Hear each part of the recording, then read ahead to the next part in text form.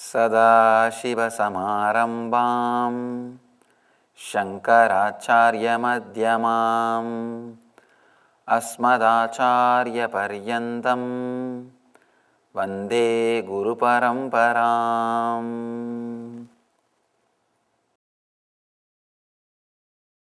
As I was telling you other day, ordinary historians wrote the history seeing the length, breadth, depth.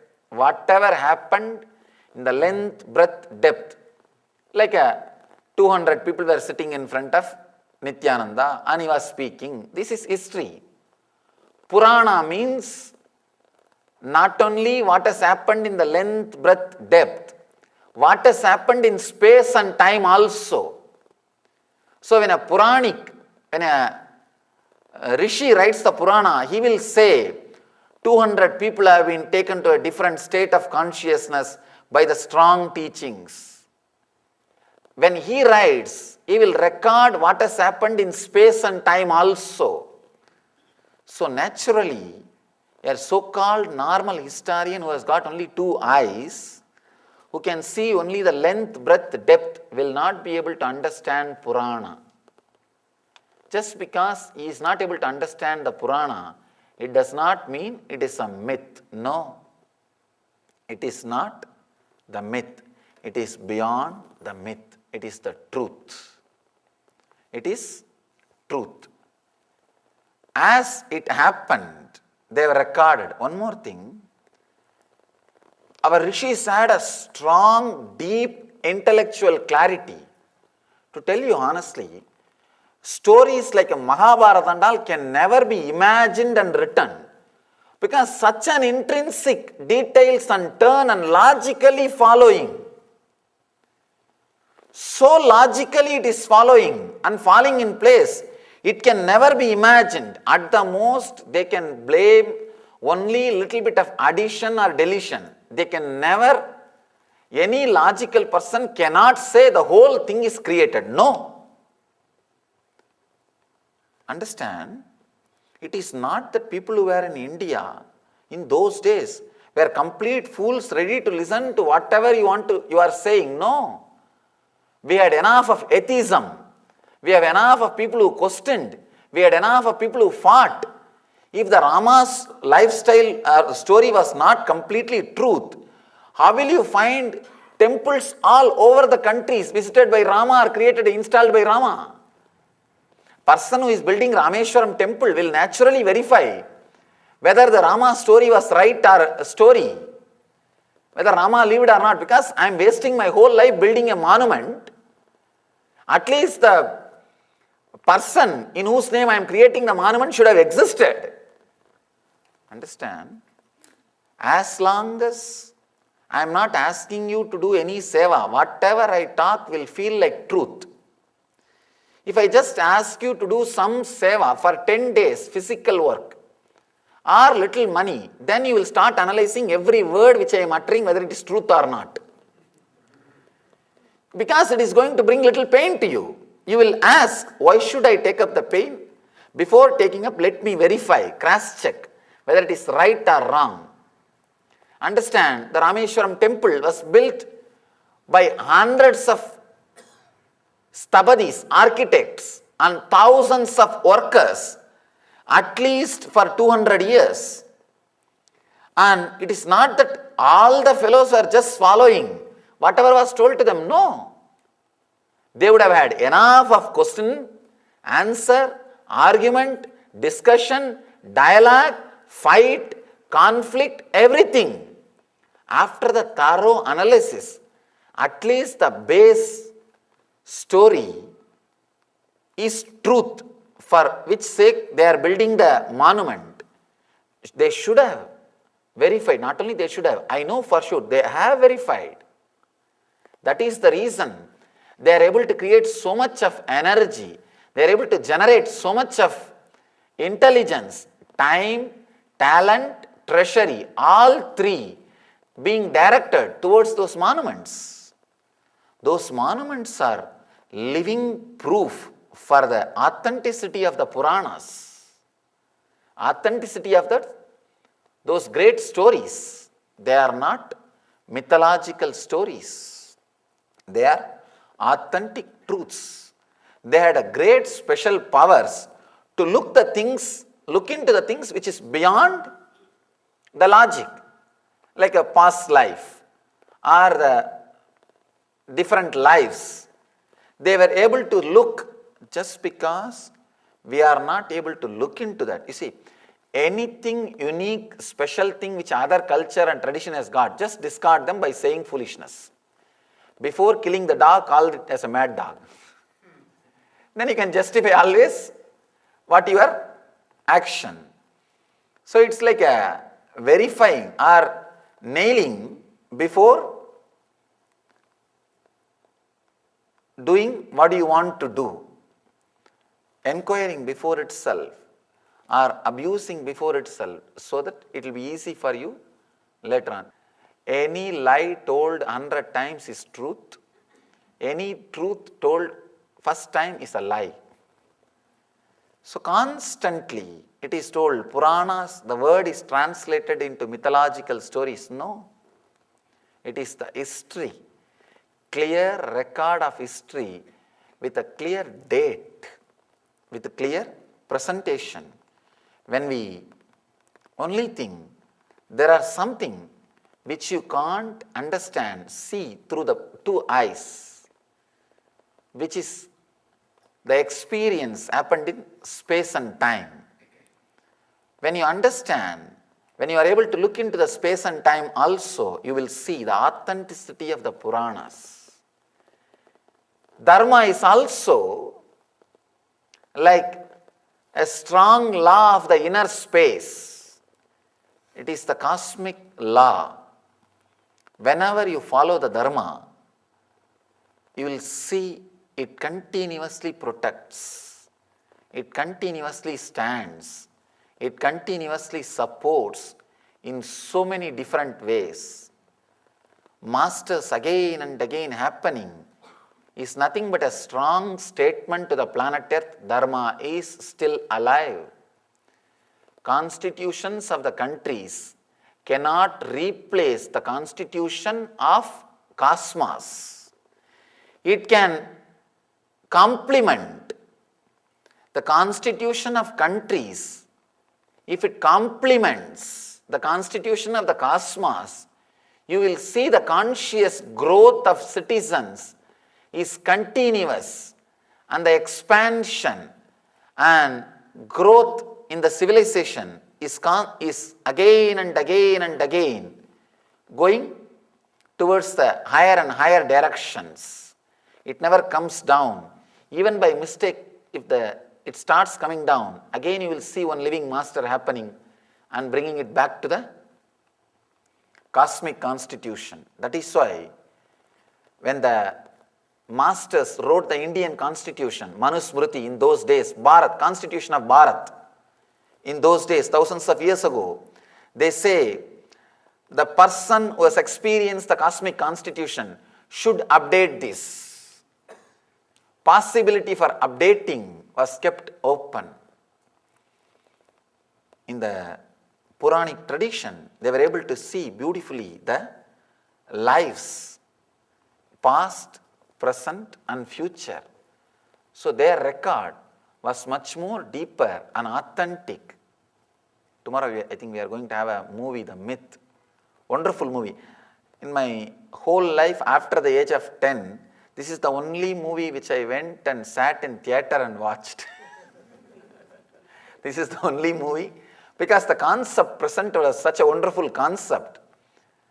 And many things, actually one of our devotee brought the DVD, which was distributing, and I saw some of the scenes are exact visualization of spiritual experience. How the past life and the present life overlaps. If at all you have a past life memory, how it overlaps. It was so beautifully presented, I was really surprised. I was even asking him, did the writer or the person who made a script is a very strong spiritual person? Either he must have been already enlightened or highly evolved. Because the connection, there are many subtle truths about this past life cannot be explained by a logical person who is analyzing past lives. Only a person who has contemplated on it can analyze. It was presented so beautifully in that movie. That's the reason when they asked for an interview, I was very happy to offer. And not only that, I again and again mentioned to many of our ashramites, whenever they have some doubt about this past life and all, I tell them, see that movie, how it is presented. The same way only the memory happens to you. The memory link, how it overlaps. Actually, it will not be so clear as you expect. The past life memory and all, when it starts, it will start like a dream only. Suddenly, you will see things with this authenticity. How you see this chair, this wall, with this authenticity you will see.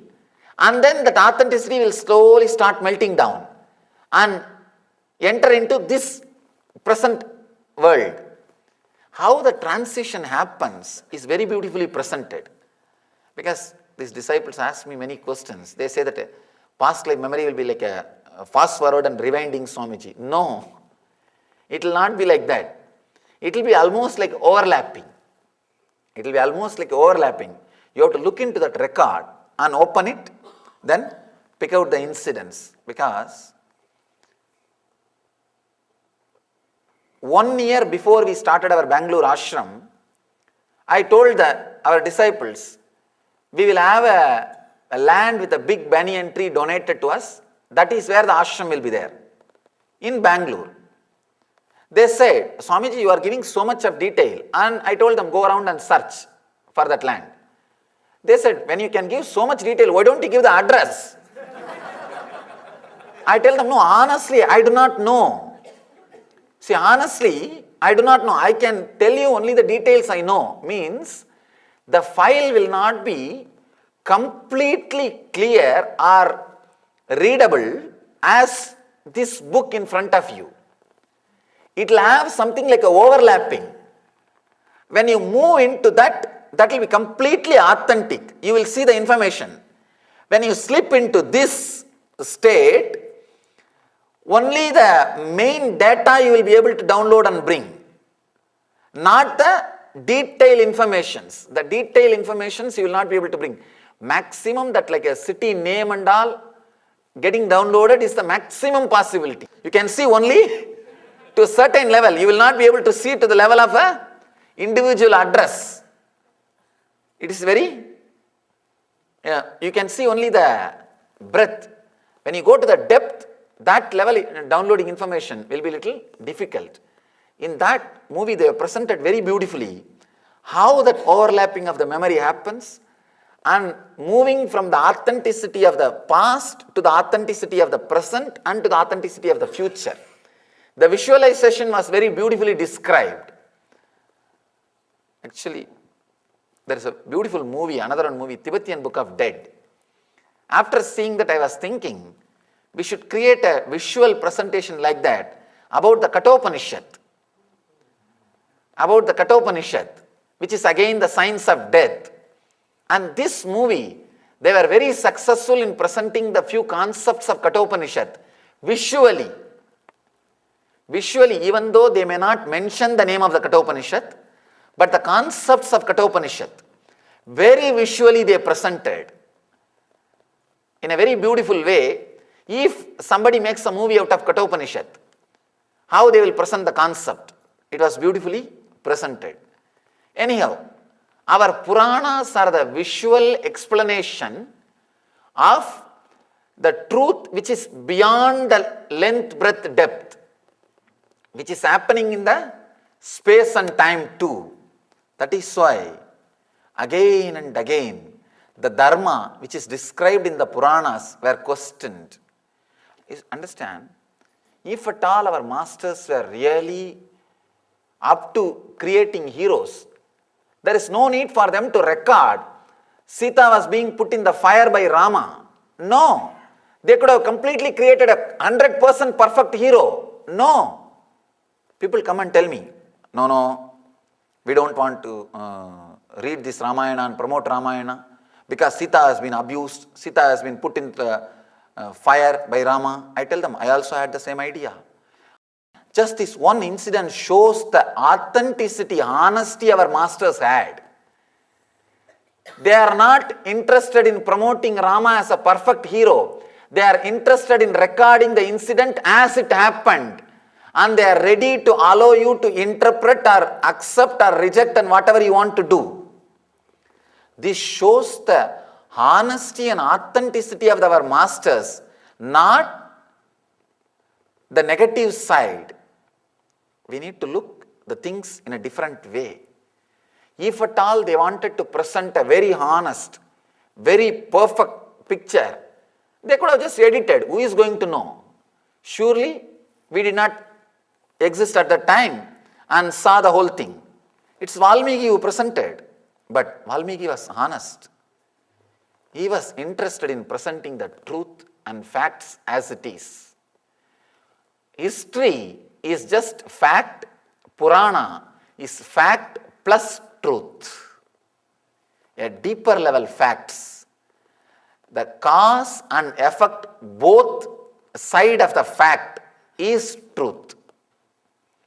The history is more only a fact, mainly distorted by just the effect. Based on the effect, the cause was distorted. But in the Vedic tradition, cause and effect was presented as it is, as it was, completely.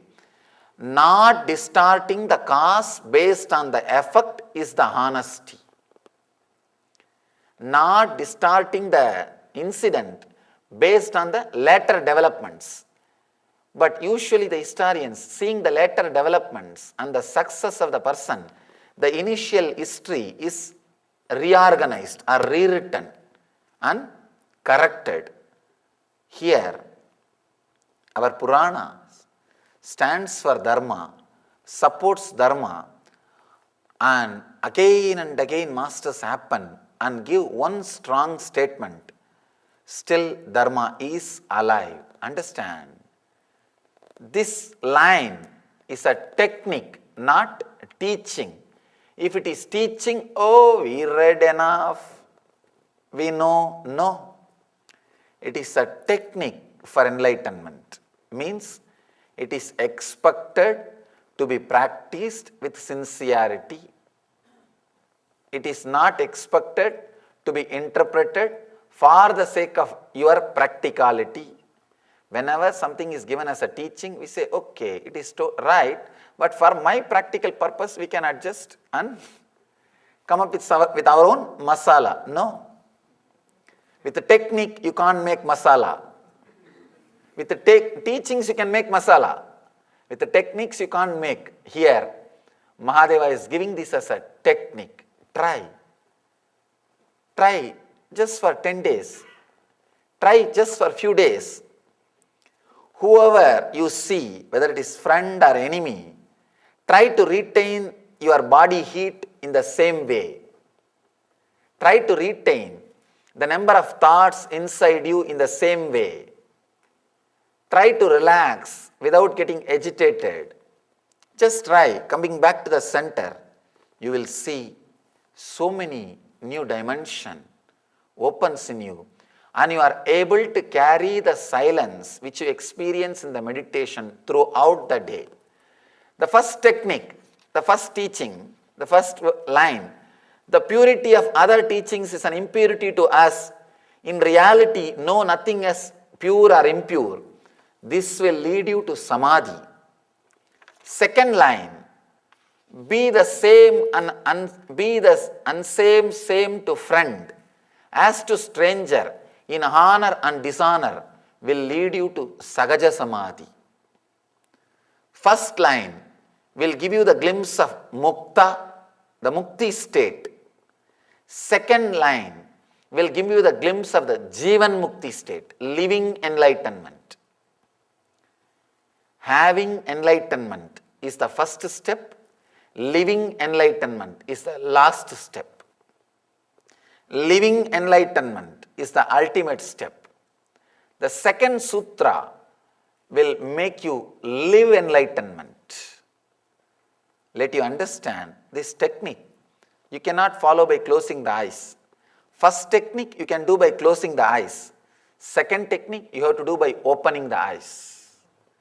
In everyday life, let you achieve and radiate the eternal bliss, Nithyananda. Thank you. Sadashivasamarambam Shankaracharya-madhyamam Asmadacharya-paryantam Vande Guru Paramparam.